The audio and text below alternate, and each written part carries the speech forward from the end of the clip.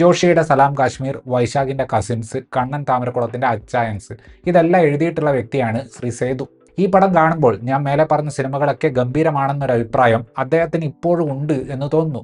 ലോല എന്ന കഥാപാത്രം വ്ളോഗ് ചെയ്യുന്നത് പുള്ളി എഴുതി വെച്ചിട്ടുള്ളത് കണ്ടാൽ തന്നെ സലാം കാശ്മീരിൽ മിലിറ്ററി ഇന്റലിജൻസ് കാണിച്ച അതേ നിലവാരത്തിലാണെന്ന് മനസ്സിലാവും. ഒരാവശ്യവുമില്ലാതെ ഈ കൂട്ടുകാർ ഒരു ഢാബയിൽ ചെന്നിട്ട് കള്ളു കുടിച്ച് ചിരിക്കുന്ന സീനുണ്ട്. ഒരു പഞ്ചാബിയെയും എനിക്ക് തോന്നുന്നത് കന്നഡികയായിട്ടുള്ള വ്യക്തിയെയും ആ സീനിൽ കാരിക്കേച്ചർ ആക്കി വെച്ചിട്ടുണ്ട്.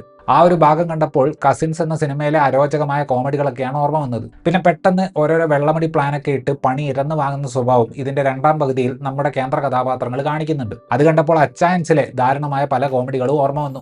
മെയ്ഡ് ഇൻ കേരളയായിട്ട് ജിന്ദഗീന മിലേഗി ദുബാര ഉണ്ടാക്കാനാണ് ആഗ്രഹം. പക്ഷേ ക്രിയേറ്റീവായിട്ടൊന്നും കിട്ടാത്തതുകൊണ്ട് ഓൾറെഡി എഴുതി വെച്ചിട്ടുള്ള 3 പടങ്ങളിലെ കാര്യങ്ങൾ വീണ്ടും എടുത്ത് തട്ടിക്കൂട്ടി ഉണ്ടാക്കി വെച്ച പടമാണ് ഖജുരാഹോ ഡ്രീംസ്.